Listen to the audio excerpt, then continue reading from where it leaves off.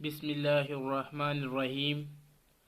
تو آج ہم حدیث نمبر 49 کو پڑھیں گے، یعنی درس نمبر 49 کو پڑھیں گے۔ اس میں کمانے کے 4 درجے ہیں۔ کمانے کے 4 درجے ہیں۔ طلب کسب الحلال فریضۃ بعد الفریضۃ۔ طلب کسب الحلال فریضۃ بعد الفریضۃ۔ حلال روزی حاصل کرنا بھی ایک فرض ہے دوسرے فرائضوں کے بعد۔ حلال روزی حاصل کرنا بھی ایک فرض ہے دوسرے فرائض کے بعد۔ تشریح میں کچھ اس طرح کہا گیا ہے کہ علماء نے لکھا ہے کہ یہاں فرائض سے مراد ارکان یعنی اسلام، نماز، روزہ، حج، زکوٰۃ و توحید وغیرہ ہے۔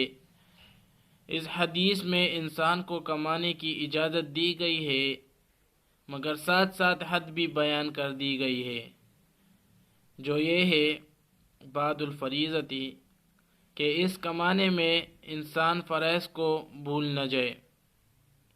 کمانے کے 4 درجے علماء نے لکھے ہیں کہ کبھی کمانا فرض ہو جاتا ہے اور کبھی حرام، اور کبھی یہ مستحب ہو جاتا ہے اور کبھی مباح ہو جاتا ہے۔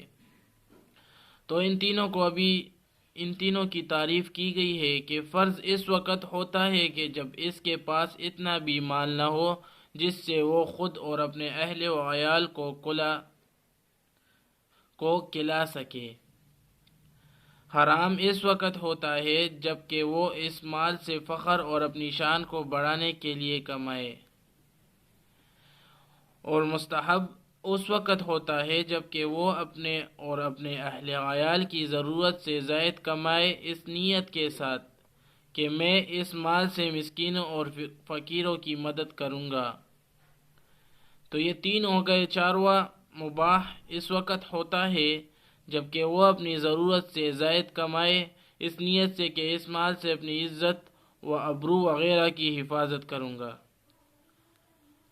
تو بھائی دوستو، اگر آپ نے حکمت حدیث کو سبسکرائب نہیں کیا ہے تو سبسکرائب کر لیں اور بیل آئیکن کو آل پہ کر دیں تاکہ ہماری ہر ایک ویڈیو آپ تک پہلے پہنچ سکے۔ تو اللہ تعالی ہمیں اور آپ کو اس حدیث پر عمل کرنے کی توفیق عطا فرمائے۔